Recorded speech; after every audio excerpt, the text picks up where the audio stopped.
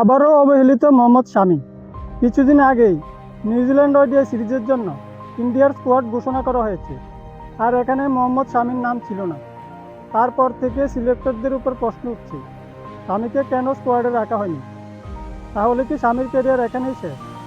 কিছুদিন আগেও সোশ্যাল মিডিয়াতে এই বিষয় নিয়ে আলোচনা হচ্ছিল যে সিলেক্টররা নাকি শামির ঘরোয়া ক্রিকেটের পারফরমেন্স দেখে খুব খুশি হয়েছে, আর শামিকে ভারতীয় দলে ফিরিয়ে আনার চিন্তা ভাবনা করছে।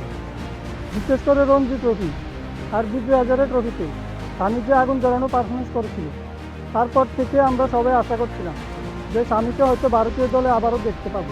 শুধু ভারতীয় দলে নয়, হয়তো 2027 ওয়ার্ল্ড কাপেও শামিকে দেখতে পাবো। কিন্তু আমাদের সকলের আশা এক নিমিষে শেষ হয়ে গেল যখন নিউজিল্যান্ড ওডিআই সিরিজের জন্য ইন্ডিয়ার টিম স্কোয়াডে শামির নাম ছিল না। এখন মনে হচ্ছে 2027 ওয়ার্ল্ড কাপ তো অনেক দূরের কথা, শামির জন্য এখন ভারতীয় দলে জায়গা পাওয়াটাও অনেক কঠিন হয়ে দাঁড়িয়েছে। তো এখন প্রশ্ন হচ্ছে, চলতি ক্রিকেট মরশুমে এত ভালো পারফরমেন্স করার পরেও শামিকে কেন টিমের বাইরে রাখা হলো? তার পেছনে আসল কারণ কি? শামির ফিটনেস, নাকি তাকে খেলানোর মতো স্লট এই মুহূর্তে ভারতীয় দলে নেই?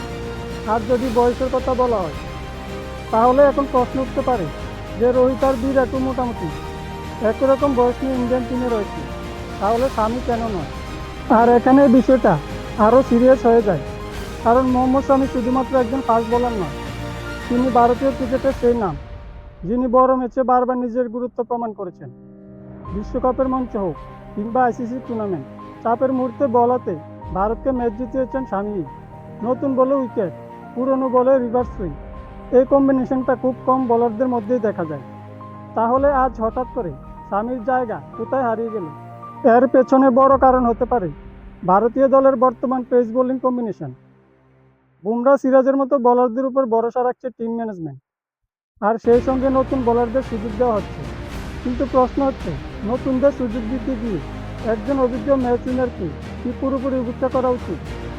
আর যদি ফিটনেস প্রধান সমস্যা হয়ে থাকে, তাহলে সিলেক্টরদের পক্ষ থেকে এখন পর্যন্ত কোনো স্পষ্ট ব্যাখ্যা কেন সামনে আসেনি? কারণ শামি যদি ঘরোয়া ক্রিকেটে টানা ম্যাচ খেলতে পারেন, দীর্ঘ স্পেল বোলিং করতে পারেন, তাহলে তাকে আন্তর্জাতিক ক্রিকেটের জন্য অযোগ্য বলাটা কতটা যুক্তিসঙ্গত? এখন অনেক ক্রিকেট প্রেমীদের মনে একটা ভয় কাজ করছে, শামিকে কি ধীরে ধীরে ভারতীয় ক্রিকেট থেকে দূরে সরিয়ে দেওয়া হচ্ছে? কারণ আজ এই সিরিজ, আগামীতে আরেকটা সিরিজ, যদি এভাবে সুযোগ না আসে, তাহলে একজন সিনিয়র খেলোয়াড়ের কাম ব্যাক করা আরও কঠিন হয়ে যায়। 2027 ওয়ার্ল্ড কাপ এখনও অনেক দূরে, কিন্তু তার আগেই যদি শামি জাতীয় দলের বাইরে চলে যায়, তাহলে ভারতীয় ক্রিকেট হারাবে একজন অভিজ্ঞ ও নির্ভরযোগ্য বোলারকে। তবু একটা কথা বলতেই হয়, মোহাম্মদ শামিকে কখনো হালকাভাবে নেওয়া যায় না। কারণ ইতিহাস বলছে, যখনই সবাই ভেবেছে যে শামি শেষ, ঠিক তখনই তিনি আরও শক্তভাবে ফিরে এসেছেন। এখন দেখার বিষয় একটাই, ভারতীয় টিম ম্যানেজমেন্ট আর সিলেক্টররা শামিকে শেষ সুযোগটা দেয় কিনা।